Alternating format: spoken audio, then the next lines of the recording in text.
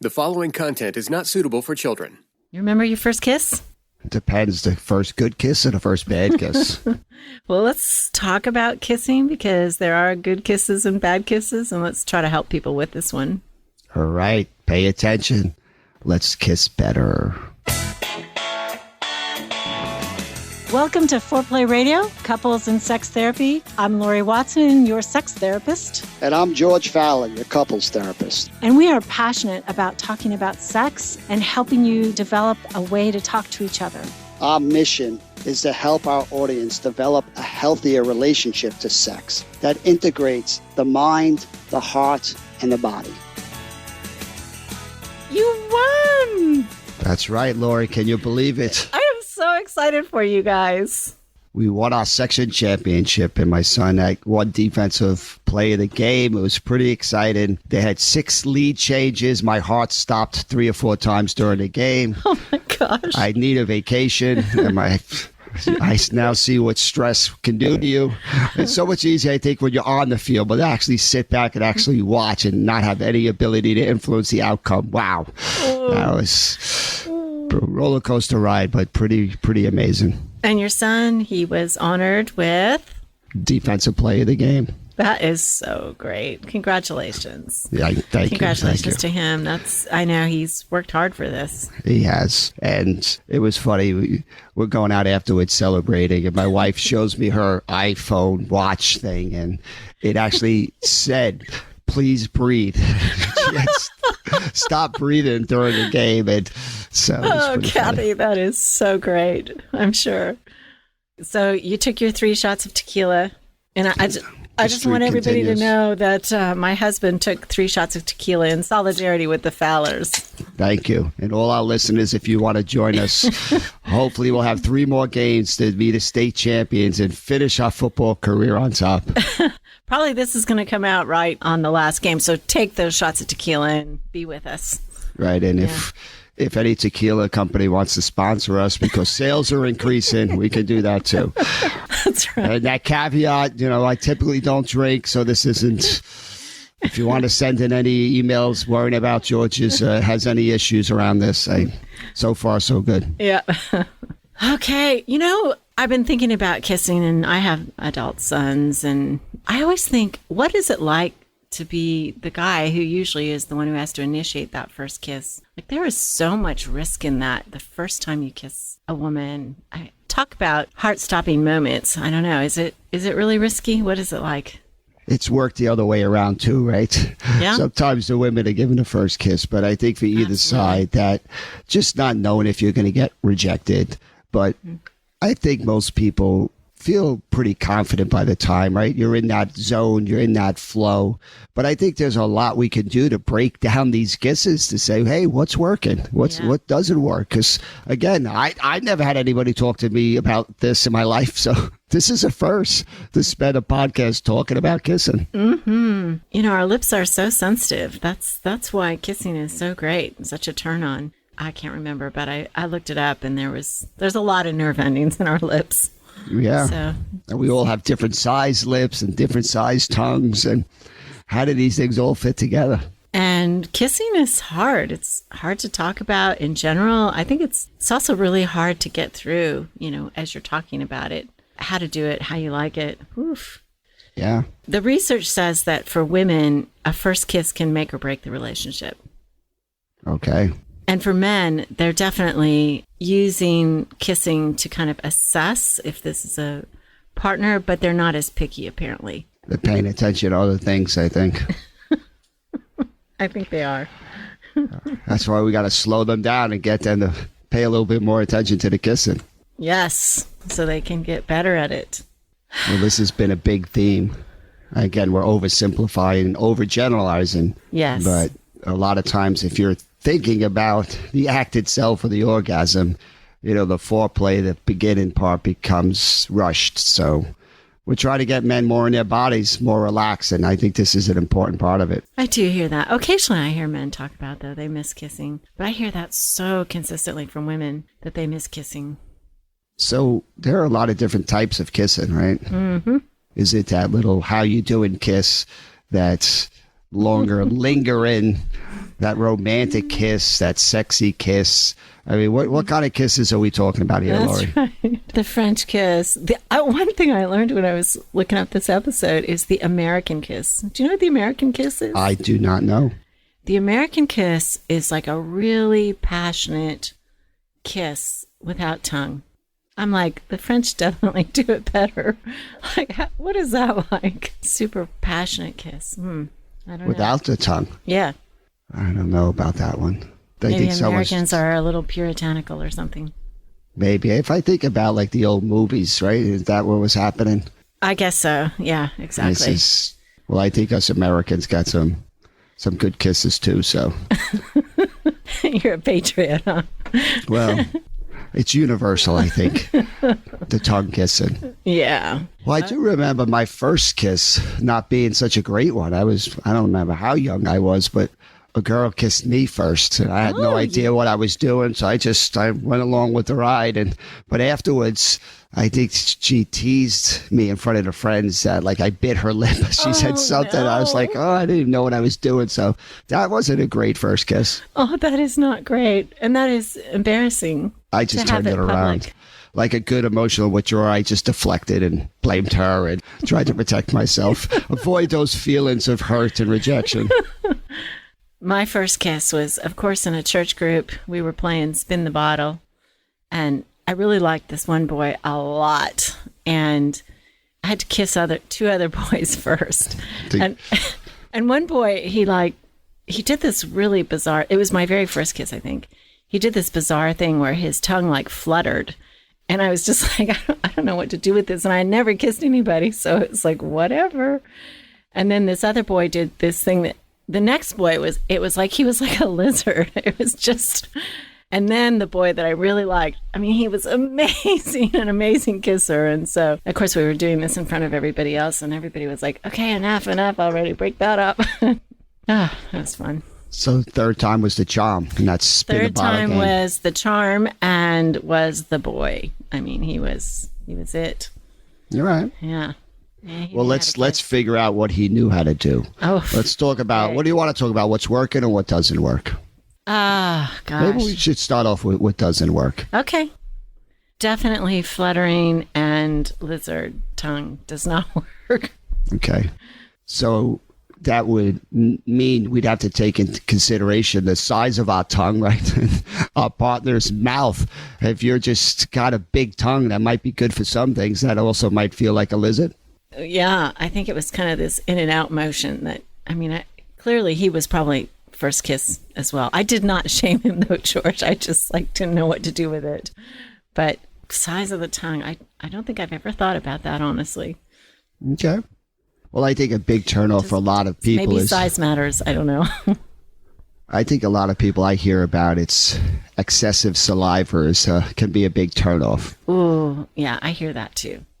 Like, you know what is funny is some people really, really like wet kisses, and then it's almost like they're always married to or partnered with somebody who likes drier kisses or something like that. They don't want saliva all over their face. Okay. But there are some people who kind of just like it messy. Well, this is why communication's pretty important. So what if they're communicating, I don't like that? You better swallow a lot, I guess. I don't know. And the research says that men, for the record, prefer wet kisses. I think they're less concerned about germs.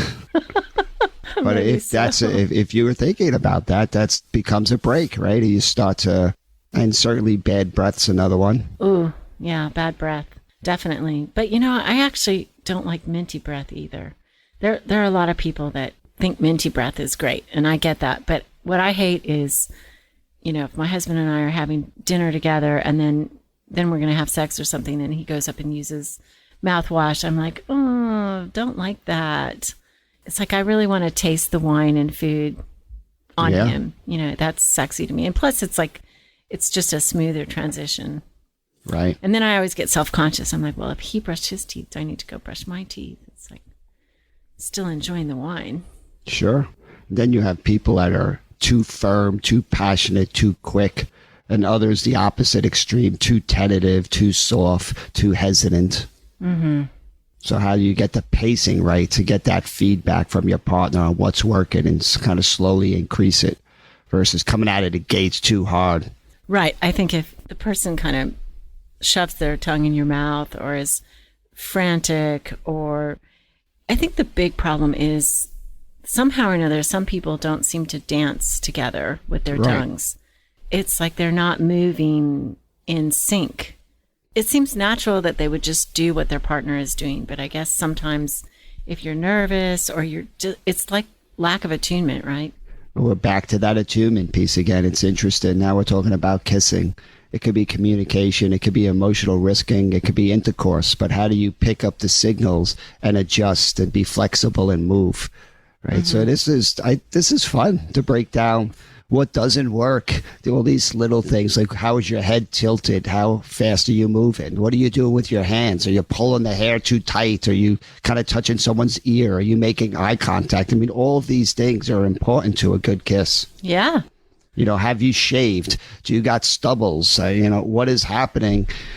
This is a double bind for men, because stubble is so sexy for as far as women are concerned. But yeah, beard burn might not feel so good on a kiss if you're doing a long makeout session. I always thought that would be a good exfoliation for the skin, no? Serve two things with one.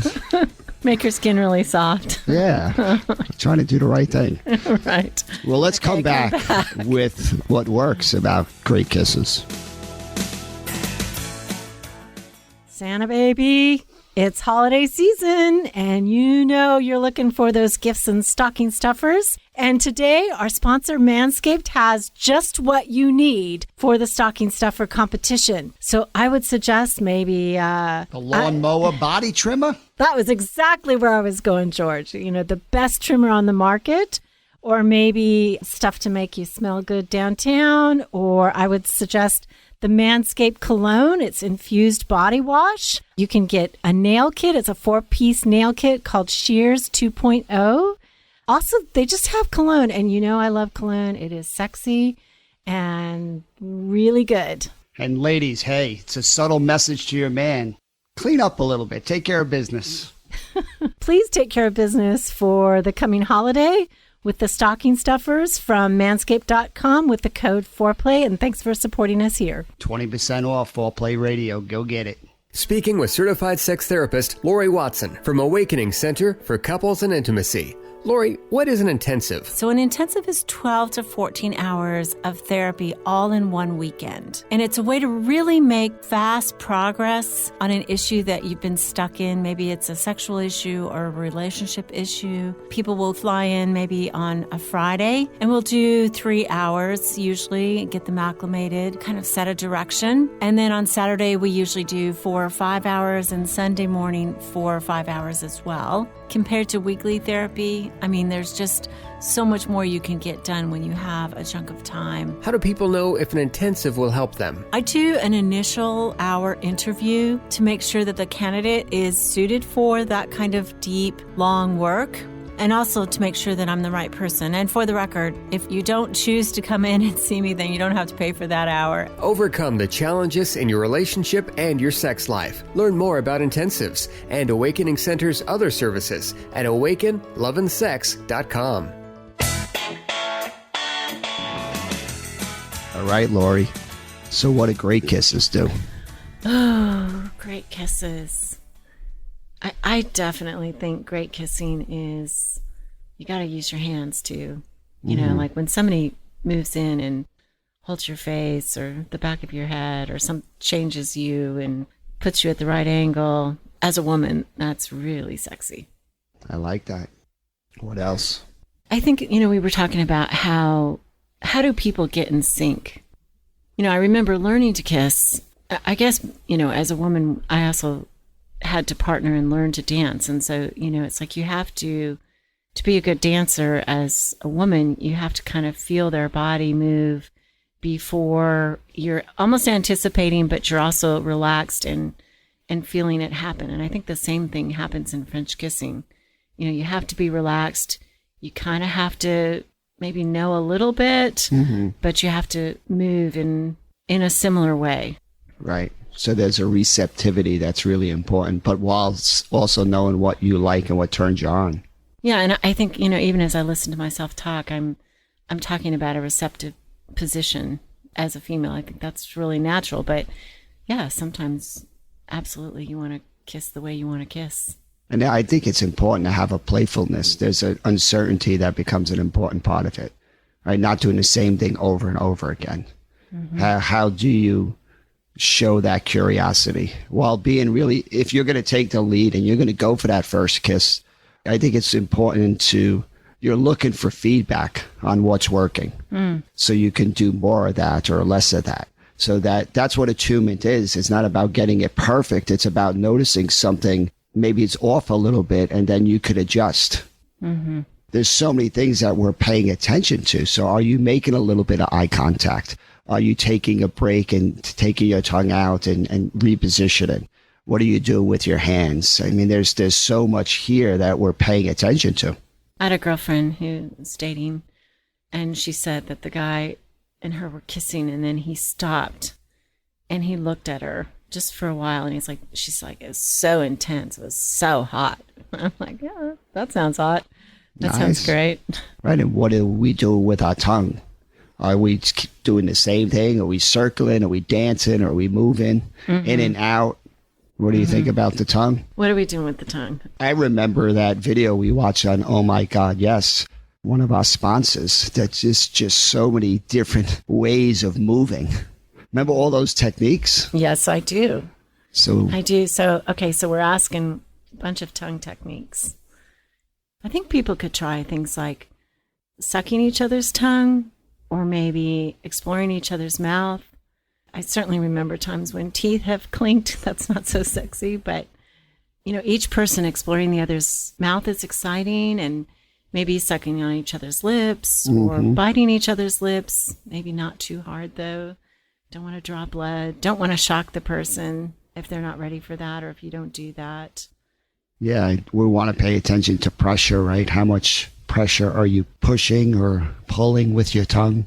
Are you doing a sword match? Are you dashing in, dashing out? Or are you doing the swirl? Two people doing the swirl together with their tongues. Mm-hmm. Lori, I'm doing a quick Google search here, and I got this cool little list from Kelly Roper. 9 hot French kissing techniques. Ooh, let's hear them.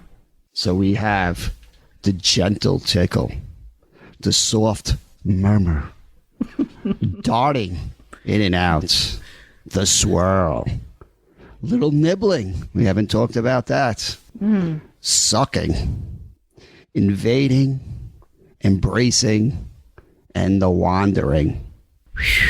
That's a hot list. There's a lot going on here. That's a hot list. I would love for our listeners to sit down and just go through this list with each other. What are some of the things that you do or might want to do? I mean, let's come out of this conversation with some new moves. Maybe we could link them to that article. Send that to me. Okay. Yeah, we'll send them a list. So I think what listeners should do is, even those titles are kind of sexy to think about. What does the tickle mean, or the murmur? Even if they make it up as they go along, this is what I think it means. Or maybe they could practice. So maybe I think what people should do is practice all 9 of these techniques. I like it. That's your assignment. If you can get your partner to agree, just to increase your kissing techniques and your repertoire, practice all 9 of those techniques. And I like that you're encouraging the practicing, because you can't do this by reading a list, right? Sometimes we don't know what we like until we try it. You might think you don't like a little nibbling, and then all of a sudden, whoa, wait a second. I thought I would like the nibbling in the ear. That sounds pretty vanilla, but I actually like when you nibbled on my chin there. I'm like, okay. Practice. Got to get those reps in. That's right. Get the reps in. Practice makes perfect, for sure. I don't think I've ever talked to a partner in my life about kissing. Even your wife?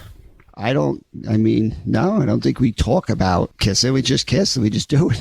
So, this is pretty novel to me, that this is such a nuanced thing, that if you were able to communicate, I think that would really be a big deal. Yeah, I think kissing is really hard to talk about. So how did you talk about it with Derek? We've talked about it many times. I think in the beginning it worked. We had different styles. He had a deviated septum, so he had kind of trouble doing deeper, longer kisses because he couldn't breathe. Oh, poor guy. Poor guy. And then he got that fixed, and that changed our whole world, So we kind of talked about what we liked and tried again. Yeah, we had to redesign everything, and that was exciting. Okay. That's so important that you're able to communicate. Like he had to say, I couldn't breathe, or maybe he passed out on you. I don't know what happened. I didn't really notice it. At the very beginning, I didn't notice it. Later on, I realized that, he liked sort of meeting in the middle versus one on top of each other. And so I just kind of had to ask. And he was like, I can't breathe that way. I'm like, oh, that's right. Because he had so many problems. But then later on, it was just a side benefit of getting his nose fixed that we realized, we could do things together in kissing that we hadn't been able to do before. So I don't know that it was it was a distinct conversation. Well, breathing's important. That's another thing most of us don't think about in kissing. It was good. Also, the mood really helps. That, are you on a date night is very different than rolling over in the morning.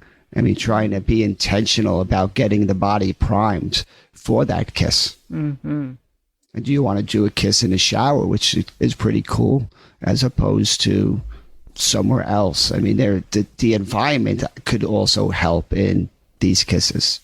I know a lot of people, alcohol could be a turnoff.